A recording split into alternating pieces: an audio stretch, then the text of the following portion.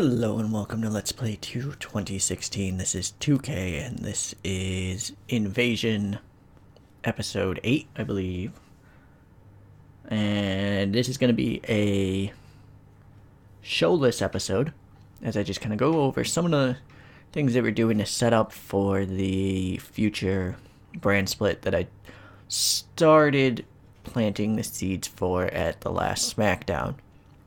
So at the end of last SmackDown, if in case it wasn't clear, the meeting that Vince McMahon was in was with Paul Heyman, and it was to give Heyman control of WWF Heat, which will now be ECW Heat. So if I'm going to have a ECW branded B show, essentially, I'm going to need some ECW talent. And so I went ahead and put an offer into Joey Styles because it seems like if you're going to have that ECW show, you should have Joey as the guy.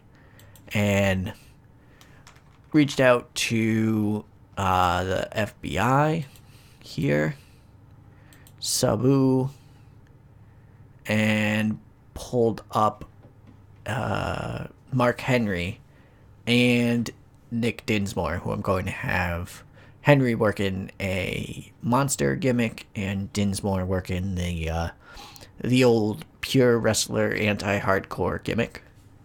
And we're also making a sort of a move towards WCW having a show, which is something I would like to do here. And I need a face besides Jericho on the WCW side. So I'm bringing in Dustin Rhodes, and I'm going to have him be Dustin Rhodes. I also put an offer into Tenay and Heenan to be commentators on the show.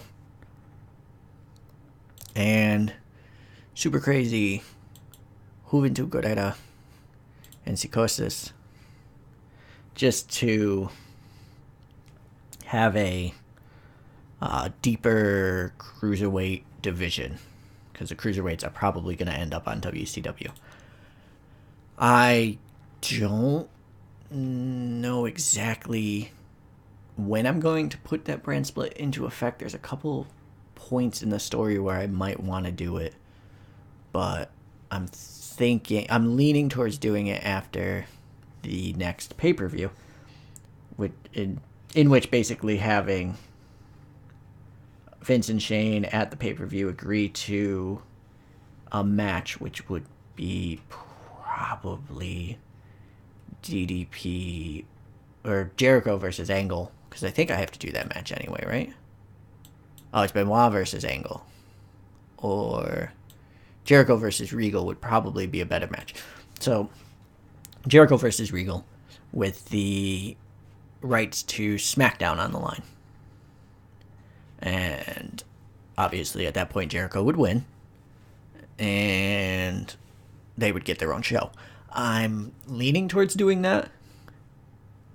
So that's why I'm bringing in all these guys now, so that on the debut I could have people debut, which is also why I brought in RVD, and I haven't really done anything with Justin Credible or Tommy Dreamer yet, because I wanted to have them debut at the big ECW show. So we got a couple things here that we're going to be doing. I want to have a Masada Tanaka type guy, a Japanese guy on the roster. So let me look and see if there is a Japanese guy who can work in WWF right now who would fit into that mold of coming over to WCW. To go. He's in a bunch of companies. He's a lightweight though. Liger, obviously. Kaz.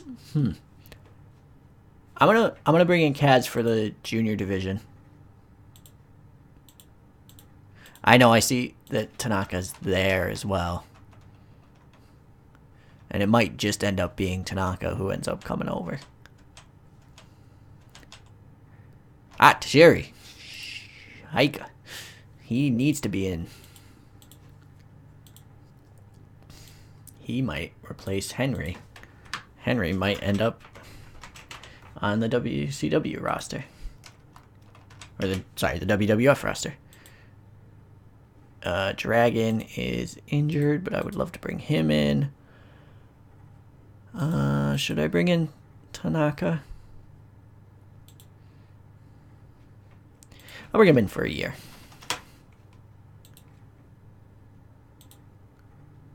You don't have to work house shows. No, 9 months. Perfect. You're a freelancer. I'll even do pay per appearance. I don't care. You keep working at all the other places.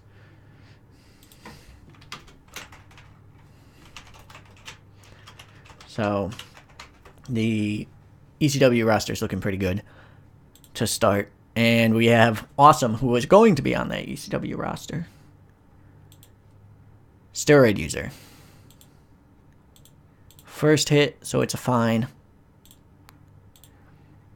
And X-Pac, he wrestled while wasted. I don't have anything for X-Pac anyway, so I'm sending him to rehab. Let's see how bad it is. 5 months. Okay, so he's actually going to be back before Eddie, which is right, I guess.